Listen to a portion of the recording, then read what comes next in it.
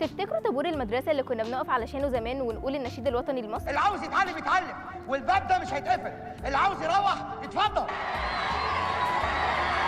هو ليه في صحيح علم؟ ويا ترى مين اللي فكر ان لكل دوله يكون في علم بيميزها؟ واشمعنى العلم؟ ما كان ممكن يبقى فيه اي حاجه تانية؟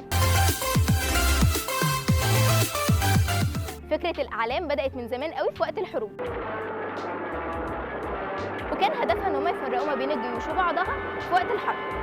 ولو رجعنا بالزمن لورا شويه هنلاقي ان هم كانوا بيستخدموها في الحضاره المصريه القديمه، ووقتها كانوا بيستخدموا فكره الاعلام برضو، وده اللي لقيناه في بعض المنحوتات على جدران الاماكن الاثريه. شكل الاعلام في العصور دي كانت مختلف تماما عن الاشكال اللي احنا بنعرفها دلوقتي. العلم كان عباره عن عصايه وفيها علامه عشان تميز اصحاب العلم ده، ممكن العلامه دي تبقى رمز لحيوان ما او مجرد لون بس. كان استخدامها الاساسي هو للجيوش في الحرب، وفي وسط الحرب اللي علمه كان بيقع بيبقى دليل على هزيمه جيشه. في الاغلب شكل الاعلام دلوقتي ظهرت مع الحضاره الاسلاميه، لان الحضاره الاسلاميه بترفض اي رموز وثنيه، وده اللي خلاهم يستخدموا الاعلام بدل الاوثان، واللي كان في الغالب بيبقى لونها اسود او احمر او اخضر او ابيض. من خلال الحضاره الاسلاميه بدات تنتشر فكره الاعلام الوطنيه في اوروبا كلها، والاعلام في اوروبا كانت موجوده قبل الحضاره الاسلاميه بس كان ليها اشكال تانية زي اللافتات والرايات. وفكره وجود علم بيرمز للبلد كانت فكره كويسه جدا، ومن هنا بدات البلاد تختار علم يميزها ويعبر عن هويتها. طب تفتكروا الوان الاعلام دي كان ليها معنى؟ عندك مثلا هولندا لون علمها احمر وابيض وازرق، وده بيعبر عن الحريه والحكومه الجمهوريه، وده كان بسبب حروبهم الطويله مع اسبانيا واستقلالهم عنها. فرنسا كمان اعتمدت نفس الالوان بعد الثوره الفرنسيه، وبعدها بلاد كتير جدا اتبنت نفس الفكره دي بنفس الالوان زي تشيلي وكوستاريكا وكوبا وباراجواي، وبقت الاعلام متقسمه عائلات، وكانت البلاد اللي عندهم نفس الاهداف كانت بتشترك في نفس الوان العلم، زي مثلا الدول العربيه اللي كل اعلامهم شبه بعض. صحيح هي ليه كل البلاد العربيه اعلامهم شبه بعض؟ وده ما كانش كسل مننا ولا قله الوان،